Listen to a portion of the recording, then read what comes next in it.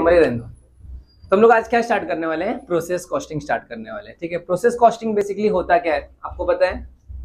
आप लोगों को आंसर रिप्लाई करना अगर पता है तो प्रोसेस कॉस्टिंग क्या होता है? प्रोसेस में जो कॉस्ट लगता है किसी देखो कोई भी प्रोडक्ट जो होता है ना वो डायरेक्ट नहीं फिनिश गुड्स में कन्वर्ट हो जाता है क्या नहीं?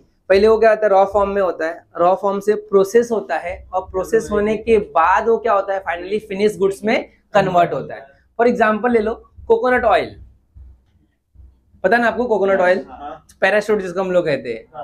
अभी वो डायरेक्ट ऐसा तो नहीं नारियल तोड़ के लाया और उसमें सर पे लगा लिया, क्या करते हैं उसको,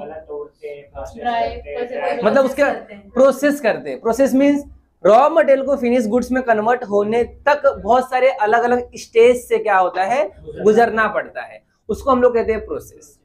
अब कॉस्टिंग क्या है? कॉस्टिंग मतलब एक असर्टेन करना, फिक्स करना कॉस्ट। तो प्रोसेस कॉस्टिंग बेसिकली है क्या, ascertain the cost of product of each stage of manufacturing where material is passed through the various operation to obtain a final product. For example देखो मैंने बोला coconut oil ना, oil की बात किया, तब ये ऑयल कहाँ से, देखो फर्स्ट प्रोसेस होगा, सेकंड प्रोसेस होगा और फिर थर्ड प्रोसेस होगा। फर्स्ट प्रोसेस में क्या होगा, नारियल को तोड़ के लाएंगे है ना, इसको स्टोर करेंगे, ड्राई करेंगे, फर्स्ट प्रोसेस हो गया। तो फर्स्ट प्रोसेस से फिर हाँ क्या मिलेगा अपने को, नारियल मिलेगा, खोपरा मिलेगा जिसको हम लोग कहते हैं मराठी। अब वो सेकंड प्रोसेस में आएगा तो वहां पे क्रशिंग होगा, कच्चा ऑयल निकालेंगे उसके अंदर से है ना, तो सेकंड प्रोसेस हो गया। फिर वहां से निकलेगा थर्ड प्रोसेस में आएगा तो रिफाइनिंग प्रोसेस होगा, पैकेजिंग वगैरह होगा। तो ये तीनों में क्या हो रहा है, अलग अलग प्रोसेस, मतलब एक प्रोडक्ट को, रॉ मटेरियल को फिनिश गुड्स में कन्वर्ट होने तक अलग अलग प्रोसेस से क्या होना पड़ा, पास आउट होना पड़ा, गुजरना पड़ा। अब देखो हमने अज्यूम किया है कि एक पर्टिकुलर ऑयल मतलब पैराशूट ऑयल को बनाने के लिए हमारा टारगेट कितना है कि कॉस्ट ऑफ प्रोडक्शन कितना आएगा, 100 रुपीज आएगा। कितना आएगा, 100 रुपीज। अब मुझे यहां पहले प्रोसेस में ही लग रहा है कि 200 रुपया हो गया पर लीटर, क्या कॉस्ट ऑफ प्रोडक्शन। तो मुझे यहीं पे मुझे क्या करना पड़ेगा, अपना प्रोडक्शन रुकना पड़ेगा। क्यों? क्योंकि यहां आते आते मालूम पड़ा 400-500 हो गया। तो कॉस्ट अकाउंटेंट क्या करेगा, यहीं पे एनालाइज करेगा चीजों को कि कैसे मैं कॉस्ट को क्या कर सकूं, रिड्यूस कर सकूं, कम से कम कर सकूं। तो ये यहाँ पे वो डिसाइड करेगा कि मेरे को कॉस्ट को मिनिमाइज किस तरह करना है। तो प्रोसेस 1 में कॉस्ट को क्या करेगा, वो मिनिमाइज करेगा, अदरवाइज यहीं पे प्रोसेस को क्या करेगा, स्टॉप कर देगा। वापस से जो उसने प्लानिंग किया उसको वापस से रिकंस्ट्रक्ट करेगा, नया प्लान करेगा और फिर आगे क्या करेगा, वो प्रोसीड करेगा। क्योंकि अगर एक बार यहां से यहां पे आ गया और उसको मालूम नहीं पड़ा कि ये स्टेज पे कितना खर्चा हुआ है, उसको ये नहीं मालूम पड़ा कि सेकंड प्रोसेस पे कितना खर्चा हुआ है, उसको ये नहीं पता चला कि थर्ड प्रोसेस पे कितना, डायरेक्ट मालूम पड़ा फिनिश गुड्स कितना है, 600 रुपए पर लीटर आया, 600 रुपीज पर लीटर, और मार्केट में अजम्पशन कितना था हमारा, 100 रुपीज पर लीटर, तो लॉस मेकिंग हो जाएगा। तो हम प्रोसेस कॉस्टिंग इसलिए पढ़ते हैं ताकि हर स्टेज पे पता लगा सके कि हर स्टेज पे हमारा एक्सपेंसेस ओवरहेड कितना होने वाला है। अगर हमारा ओवरहेड ज्यादा होगा हम वहीं पे प्रोसेस को क्या कर देंगे, स्टॉप कर देंगे, एनालाइज करेंगे और रिड्यूस द वेस्टेज करेंगे। वेस्टेज में क्या रिड्यूस करेंगे, लेबर को देखेंगे, मटेरियल कहीं वेस्ट तो नहीं हो रहा है, अगर proper as per the plan चल रहा होगा तो प्रोसीड करेंगे। इसलिए हम क्या पढ़ते हैं, प्रोसेस कॉस्टिंग। हर स्टेज पे क्या करना, ईच स्टेज पे क्या करना, मैन्युफैक्चर जो हो रहा है उसको क्या करना, कॉस्टिंग को फिक्स करना कि इतने स्टेज पे इतना ही खर्चा होना चाहिए, इतने स्टेज पे इतना। जैसे घर में मम्मी पापा भी क्या करते हैं, डिसाइड करते हैं ना, एजुकेशन पे इतना खर्चा होना चाहिए, राशन पे इतना खर्चा होना चाहिए, ट्यूशन फीस पे इतना खर्चा होना चाहिए, मेडिकल पे इतना खर्चा होना चाहिए। ये क्या है, आपके घर वाले का भी प्रोसेस है ना कि इतना इनकम है तो हम हर स्टेज पे इतना इतना क्या करेंगे, खर्चा करेंगे। तो ये हमारा प्रोसेस कॉस्टिंग। तो बेसिकली प्रोसेस कॉस्टिंग क्या है, असर्टेन करना मतलब फिक्स करना, कॉस्ट को क्या करना, फिक्स करना of each stage of the production, stage 1, stage 2, stage 3। Operation मतलब क्या, प्रोडक्शन, ऑपरेशन मींस प्रोडक्शन। अब जब हम ये प्रोसेस कॉस्टिंग पढ़ेंगे तो यहां पर अपने को ना 3 चीजें सुनने मिलेगी। एक होता है नॉर्मल लॉस। क्या होता है, नॉर्मल लॉस। ये नॉर्मल लॉस क्या होता है, किसको पता है नॉर्मल लॉस क्या होता है?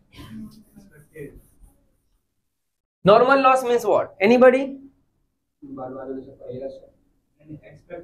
नॉर्मल लॉस, नॉर्मल लॉस वह लॉस होता है जो फिक्स होगा ही होगा, जो फिक्स होगा ही होगा, that is called expected loss. Expected loss. जैसे कि मुझे पता है कि ये शर्ट बनाने के लिए कितना कपड़े लगेंगे? 2.5 मीटर कपड़े लगते हैं एक शर्ट तैयार करने के लिए, 2.5 मीटर। अभी क्या, अगर अभी इसको नापेंगे तो 2.5 मीटर होगा क्या? कितना होगा? कम होगा डेफिनेटली।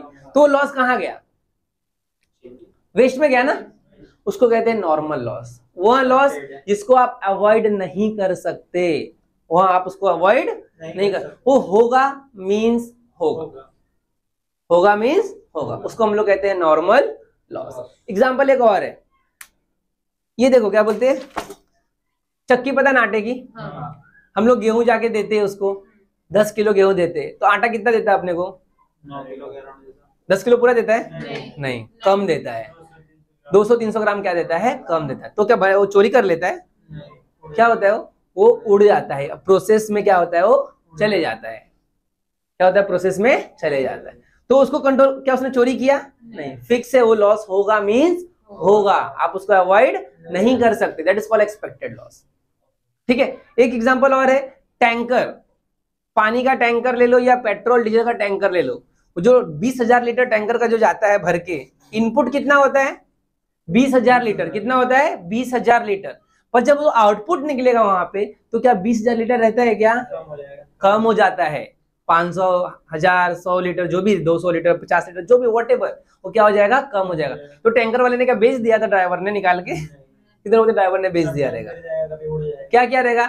कितने तो बूंद बूंद बूंद गिर के लीक हो गया रहेगा, या तो फिर पेट्रोल धूप की वजह से क्या हो जाता है थोड़ा, तो वहां पे भी कम हो गया रहेगा। लोडिंग अनलोडिंग में भी क्या होता है? अनलोडिंग के टाइम पे भी क्या हो गया? वेस्ट हो गया रहेगा। अब उसको थोड़ा स्टोर कर पाएंगे, पेट्रोल गिरा तो फटाक से ऑब्जर्व कर लेता है मट्टी के अंदर, है क्या नहीं? तो लॉस को क्या कहते हैं हम लोग? नॉर्मल लॉस कहते हैं। क्या कहते हैं? Normal loss. इसका सिंपल फॉर्मूला है। नॉर्मल लॉस कैसे फाइंड आउट करेंगे? तो नॉर्मल लॉस का क्या अर्थ है? जो इनपुट होता है ना, इनपुट पे हम लोग क्या निकालते हैं? परसेंटेज निकालते हैं। क्या निकालते हैं? परसेंटेज। वो होता है नॉर्मल। ये फॉर्मूला है नॉर्मल लॉस का। नॉर्मल लॉस का क्या है ये formula? Input into percentage. Percentage आपको हमेशा क्वेश्चन में दिया होता है, कितना परसेंट नॉर्मल लॉस होने वाला है, वो हमेशा क्वेश्चन में क्या होता है? दिया होता है। उसको हम लोग कहते हैं नॉर्मल लॉस। समझा आपको नॉर्मल लॉस क्या है फाइनली? तो normal loss is also called as expected loss. क्या कह सकते हैं हम लोग?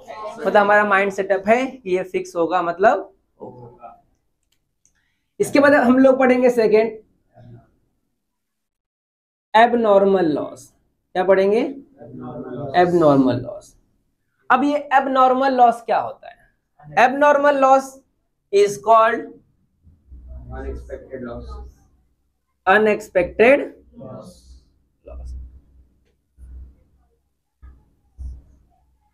मतलब हमको पता नहीं है फिर भी लॉस हो गया, उसको हम लोग कहते हैं अनएक्सपेक्टेड लॉस और एबनॉर्मल लॉस। एबनॉर्मल लॉस होने के और भी रीजन हो सकते हैं, जैसे कि लाइट चली गई, क्या हो गया? पावर फेलियर हो गया फैक्ट्री के अंदर, तो लॉस होगा ना। कैसे लॉस होगा? क्योंकि जो प्रोसेस है वो क्या हो जाएंगे? खराब हो जाएंगे, और जो लेबर आके बैठा है वो तो पगार लेके जाएगा, जो फैक्ट्री की रेंट है, प्रीमाइसेस, उसका तो पेमेंट करना ही होगा, है क्या नहीं? तो ऐसे लॉस को हम लोग क्या कहते हैं? एबनॉर्मल। या तो स्ट्राइक पे चले गए लेबर स्ट्राइक पे चले गए। स्ट्राइक पता ना क्या होता है? क्या होता है? धरने पे चले गए, पगार बढ़ाओ पगार बढ़ाओ, पगार बढ़ता ही नहीं है ना, पगार बढ़ता ही नहीं है, इतने कम पगार में क्या होता है? तो ये भी क्या कारण रीजन है एबनॉर्मल लॉस का। अब इस लॉस को ना हम लोग